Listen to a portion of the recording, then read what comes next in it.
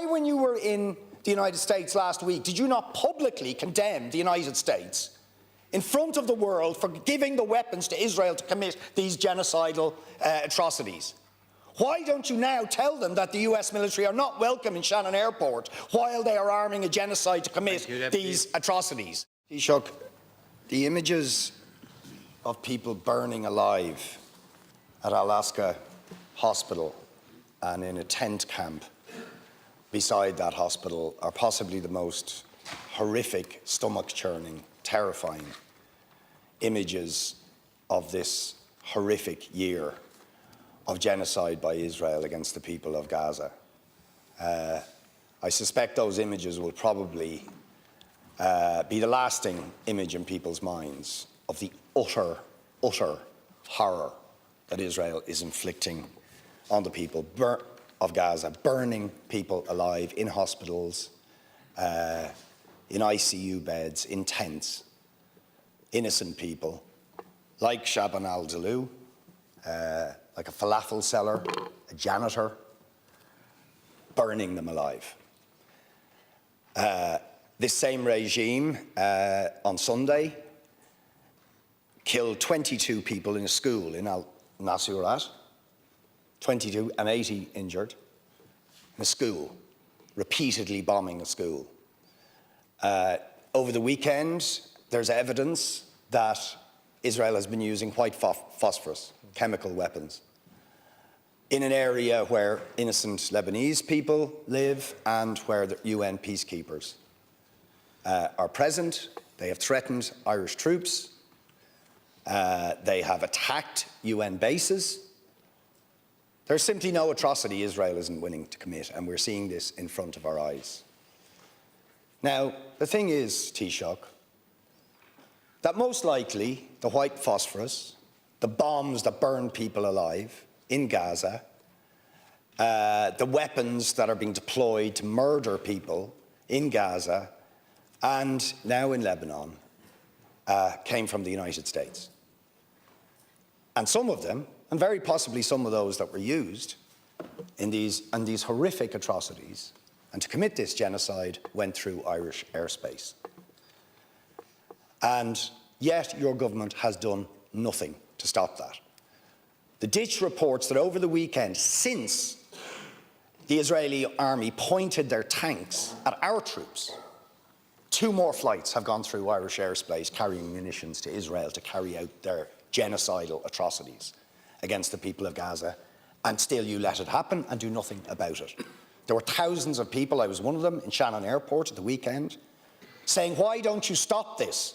And that you are complicit as long as you allow it to happen, and that you allow the US military to use Shannon, who are up to their necks in arming and supporting and giving succour to the crimes that Israel is committing. Why, when you were in the United States last week, did you not publicly condemn the United States in front of the world for giving the weapons to Israel to commit these genocidal atrocities?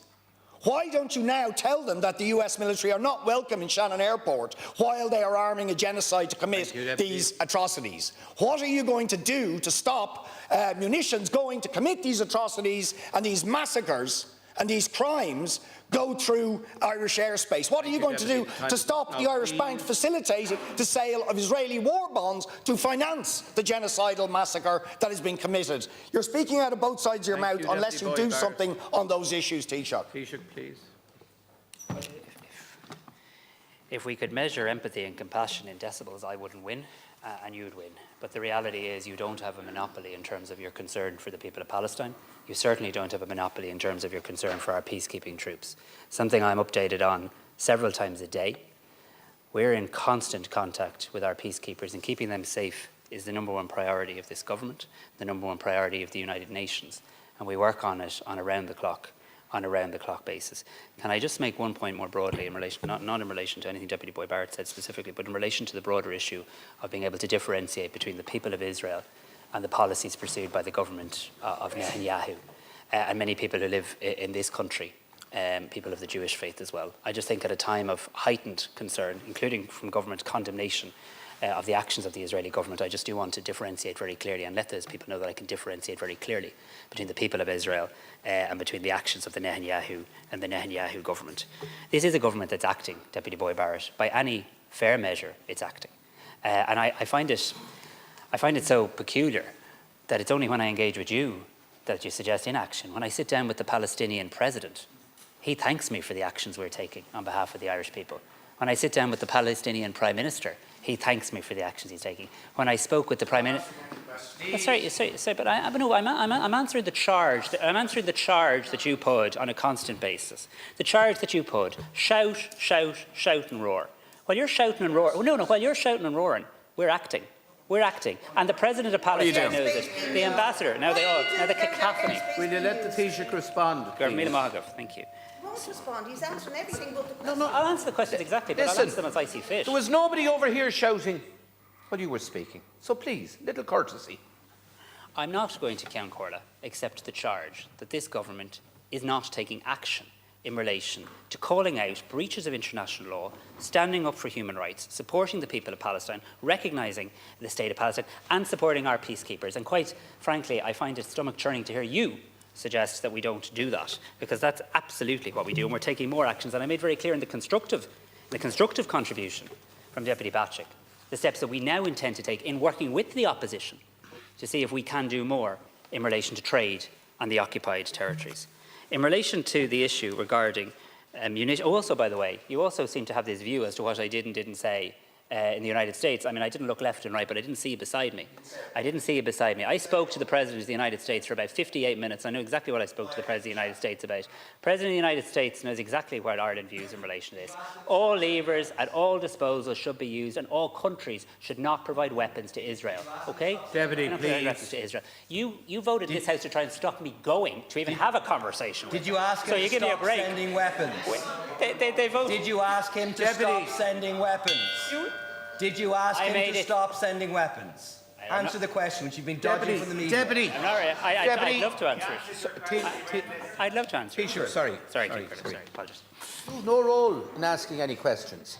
The leader of your group is asking the question. And do your leader, as well as everybody else, the courtesy of listening to the reply.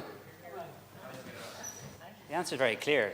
The people over there voted in this House last week to suggest I shouldn't go to the United States of America. They now want to critique what I said in the United States of America. If it was up to you, I wouldn't have been able to have a conversation.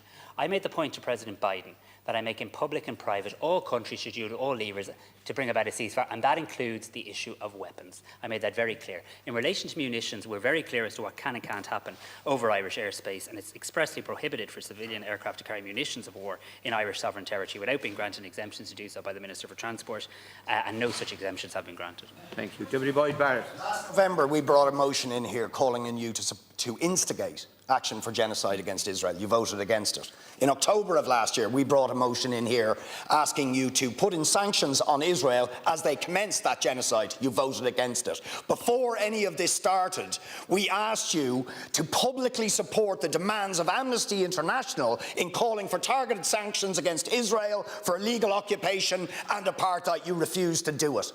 You've been dragged kicking and screaming all the way. You've blocked the Occupied Territories Bill since 2018, and now, because there are tens of thousands of people on the streets and we are seeing genocide unfold in front of our eyes, you're thinking about looking again at the Occupied Territories Bill, but you continue to allow the US military to go through Shannon when that government is arming the Israeli state to commit genocide. Under the Genocide Convention, as I pointed out to you and your government last November, we are obliged as signatories to do everything in our power to deter even the possibility of a genocide.